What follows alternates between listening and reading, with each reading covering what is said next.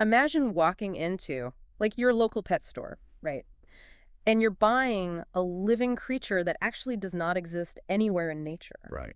Which is already a wild concept to start with. Totally.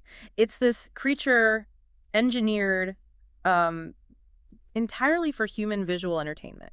Yet its biology is just so unpredictable that the vast majority of them end up getting tossed into these discount tanks as, well, basically bargain bin rejects. Yeah, it is a staggering reality of the pet trade, to be honest. We have this incredible drive to, play architect with nature, to customize living things the exact same way we customize our phones or our cars. Oh, for sure. We want it in matte black. Right. Exactly.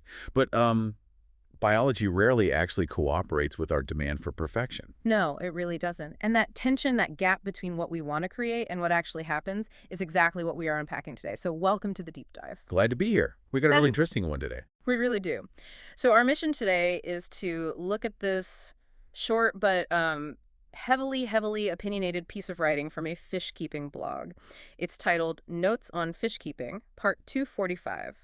And it's by an author named Ang. Yeah, and through this one single post, we're going to explore a highly specific, honestly incredibly common aquarium fish that drives hobbyists totally crazy, like in a good way and a bad way. Yeah, mostly a bad way for Ang, I think. Definitely. It's called the OB Peacock Cichlid. And the OB, that stands for orange-blotch. Right, which is honestly a bit of a modest name for what is essentially a cross-genus bioengineered hybrid. A total Frankenstein fit. Exactly.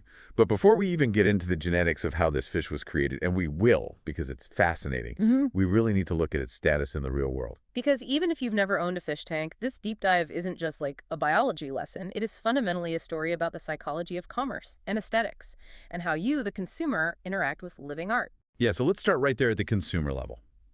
Because if you read Ang's post, the very first thing that jumps out is this profound sense of, well, confusion over why this fish is so popular. Oh, totally. Ang is just baffled. Yeah. Ang notes that if you walk into the cichlid section of almost any fish store, the OB Peacock Cichlid, which is also known by its calico pattern, is just completely ubiquitous. I mean, it is everywhere. Everywhere. But here's the catch. Ang absolutely cannot stand it. No. Hates it. And Ang isn't just being, like, a snob without evidence here. The author paints a very bleak picture of what these fish actually look like in a retail setting. Right, because we aren't talking about vibrant, shimmering jewels swimming around in these perfectly manicured displays. Not at all. Ang observes that judging by the cheap prices scribbled in grease pencil on the glass and the incredibly dull, muddy colors of the fish inside, you are looking at what can only be described as rejected batches. Okay, let's unpack this, because that phrase, rejected batches, it's just so loaded. Oh, heavily loaded. Ang is looking at these tanks and realizing that people are actually coming in and buying these dull, subpar fish in bulk. And the stated reason, it's just to fill up empty space in a cichlid tank alongside other varieties. Yeah. They are buying living creatures to use as spatial filler. And I have to pause and challenge this concept. Please do, because it really is a bizarre consumer behavior when you sit down and analyze it. Right. I mean, aquarium keeping is not a cheap hobby. Or an easy one. You invest in the huge glass tank, the specialized filtration, getting the specific water chemistry right, the lighting. Thousands of dollars sometimes. Exactly. So why would a dedicated hobbyist go through all of that effort, drop all that money, and then settle for the underwater equivalent of, like, bargain bin items? It's a great question. If I'm building a showcase, why wouldn't I just leave the tank half empty and wait patiently to find the absolute prime specimens that truly shine? It's a completely logical question, but it ignores the psychological weight of an empty canvas. Okay, what do you mean by that? Well, when someone sets up a massive cichlid tank in their living room, a half-empty aquascape just feels like a failure to them. It feels unfinished. And we live in an era of, instant gratification. Oh, sure. Hobbyists see these bustling, vibrant, hyper-dense underwater worlds on social media, and they want that visual volume immediately. They don't want to wait 6 months to find the perfect fish. Okay, I think I see where you're going with this. It's like going to the grocery store and buying discounted, slightly bruised fruit. Not because you actually want to eat bruised apples, but simply because your incredibly expensive fruit bowl on the kitchen counter looks sad and empty. That's a perfect analogy. You just want the visual density of a full bowl, so you buy the cheap, ugly apples just to take up space. Exactly. You are buying the illusion of abundance. And this psychological need for volume It creates a massive sustained economic demand for these filler fish, Mm. which brings us to the breeders. Right. Because the existence of rejected batches isn't an accident. It's an economic necessity for the whole system to function. How so? Like, why are they making so many mistakes in the first place? Well, breeding fish is essentially a game of genetic roulette. To get one absolute masterpiece of a fish, a breeder might have to raise hundreds of fry. Wow. Hundreds? Yeah. But they can't just discard the dull, muddy ones. That's a huge loss of resources, food, and tank space. So because there is this impatient consumer base desperate to just fill up their tanks, the breeders can bundle the misses, the dull ones, the rejects, and sell them wholesale to local fish stores. Okay, so the market is literally constructed around offloading the mistakes. Precisely. The store gets cheap inventory, the impatient hobbyist gets instant visual volume, and the breeder recoups their costs so they can afford to keep trying to breed that one perfect masterpiece. Wow. Okay, that entire supply chain ensures that these duller, lower-tier OB Peacock Cichlids just remain a permanent, ubiquitous fixture in stores. Yep. They're everywhere because they have to be. Which perfectly explains why Aang walks into a store, sees tank after tank of muddy, chaotic-looking filler fish, and wonders why on earth anyone would ever want one. Right. The retail environment is heavily skewed to show you the absolute worst versions of this animal. But if the stores are filled with the rejects, what are they failing to live up to? I mean, Aang does admit that the store rejects aren't the whole story, right? Right, yeah.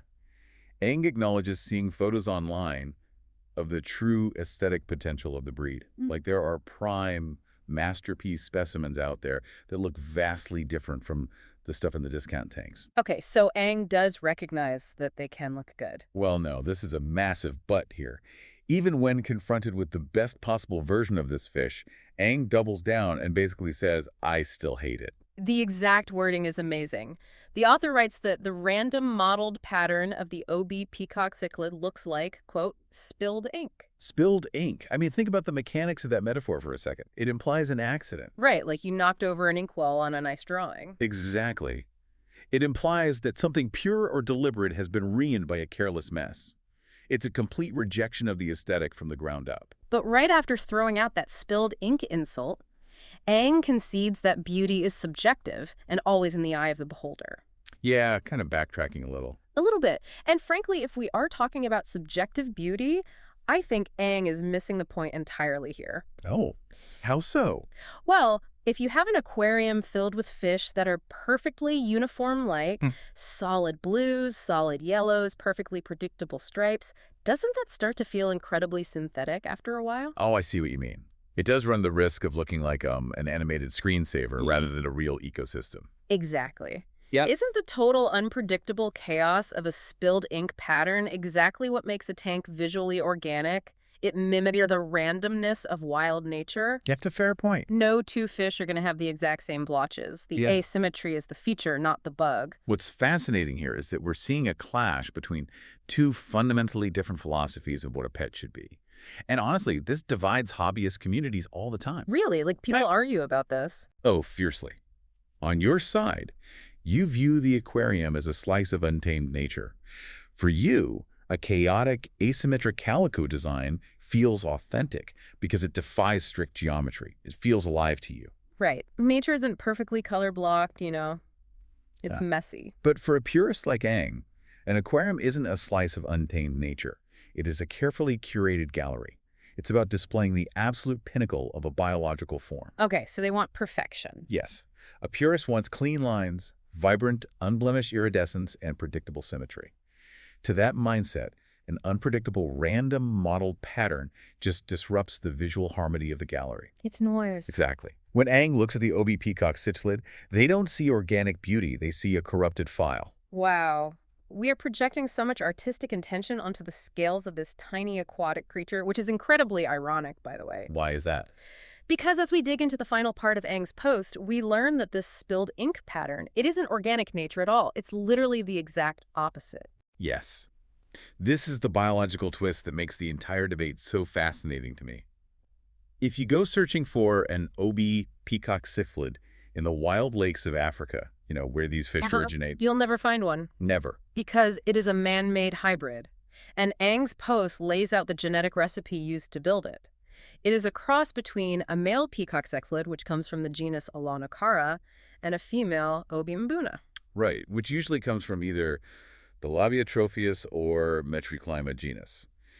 And I really want to slow down and explain the taxonomy here for a second. Please do, because it sounds complicated. It is, but understanding the underlying biology explains why this fish looks the way it does and why there's so many rejects.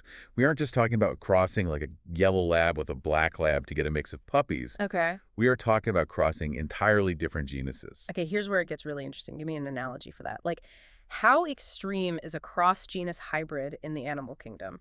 Okay, think about dogs and wolves. They're both in the same genus, Canis.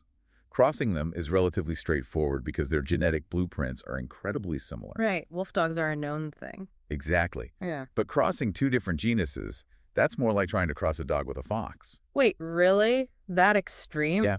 They are in the same broader family, sure, but they have distinct, highly divergent evolutionary paths. Nature designed them with barriers to keep them apart. Forcing them together requires significant, intentional human intervention. So we are essentially playing Dr. Frankenstein here. We are taking two completely different biological architectures and just smashing them together. Yes, exactly. It makes me think of, like, extreme automotive customization. But it's not just slapping a new coat of paint on a car. It's like taking the sleek, aerodynamic chassis of a high-end Ferrari. That's our male Aulonocara Peacock Cichlid, which is known for its elegant shape and shimmering, iridescent scales. Yeah, structural foundation, yeah. Right. And then, instead of just enjoying the Ferrari, a breeder decides to literally weld that sleek chassis to the rugged, lifted suspension of an off-road Jeep. I love that visual. And the Jeep represents the genetics of the female OB Mbuna, which is known for its wild, chaotic, blotchy coloration. You are trying to force the elegance of the peacock to carry the wild, splatter-paint genetics of the Mbuna. If we connect this to the bigger picture, that is exactly what is happening at a genetic level. And honestly, that Ferrari Jeep mashup explains why the market is flooded with dull, muddy rejects. Because they don't mix well. Right. When you mix two entirely different genetic blueprints for scale coloration, the structural iridescence of the peacock on one hand and the heavy melanistic pigment cells of the Mbuna on the other, they don't just politely blend together. They fight for dominance. Exactly. It's a complex polygenic trait. It's a genetic lottery. Most of the time, the elegant iridescence and the bold blotches just cancel each other out, resulting in this muddy, brownish, dull fish. The Ferrari chassis doesn't fit the Jeep suspension. Right. You get a clunky mess. But maybe 1 in 100 times, the genes align perfectly. The structural coloration shines through a perfectly distributed map of dark pigment, and boom, you get the masterpiece. Wow. And to get that one masterpiece, you had to produce 99 muddy mistakes. Exactly. Mistakes that are then scooped up, bagged, and shipped to local retail stores to be sold as filler to impatient hobbyists trying to make their tanks look full. Which brings the entire ecosystem of this fish into focus, doesn't it? The intentionality behind this hybridization is staggering. It really is. Humans looked at two distinct branches of the evolutionary tree and decided to staple them together, purely because we wanted to see if we could create a highly specific, customized aesthetic trait. We engineered life to serve as living art. Yep. It is the ultimate expression of control over nature. I mean, we literally engineered this creature specifically to have this exact spilled ink look. We forced a cross-genus marriage just to satisfy a visual preference. It's wild to think about. And yet, the result is so biologically unstable that it yields thousands of rejects.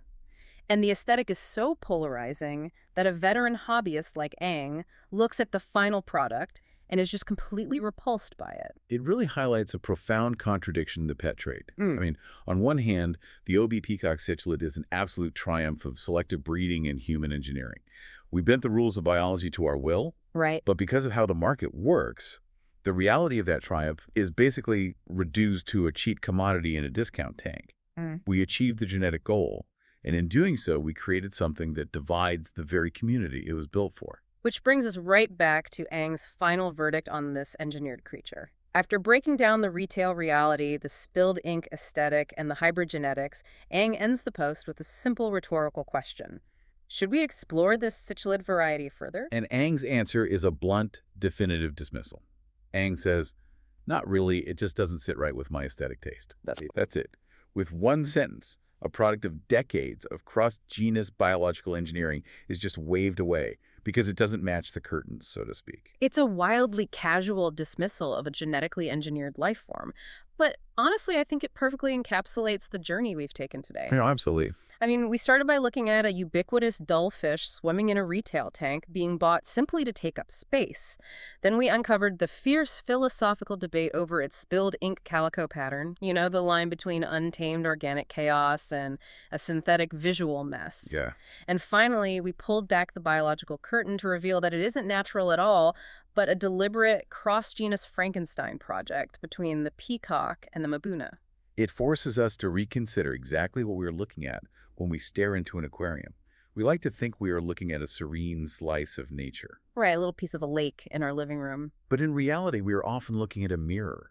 It reflects our own consumer impatience, our rigid aesthetic biases, and our relentless, almost hubristic drive to customize the biological world around us. And that leaves you with something to ponder the next time you find yourself browsing the aisles of a pet store. Think about that bowl of bruised fruit bought just for the sake of volume. Think about the Ferrari welded to the Jeep. If we are perfectly willing to engineer life to cross genetic boundaries that nature spent millions of years building, all just to satisfy our subjective craving for a new color pattern. Right. And yet that process results in thousands of rejected batches sold as cheap filler. Are we essentially just treating living creatures as disposable art projects? What does that reality say about our relationship with the pets we create? And perhaps more importantly, the next time you see something that looks a little chaotic, a little out of order, a little bit like spilled ink, will you see a biological mistake or will you see a completely unique masterpiece?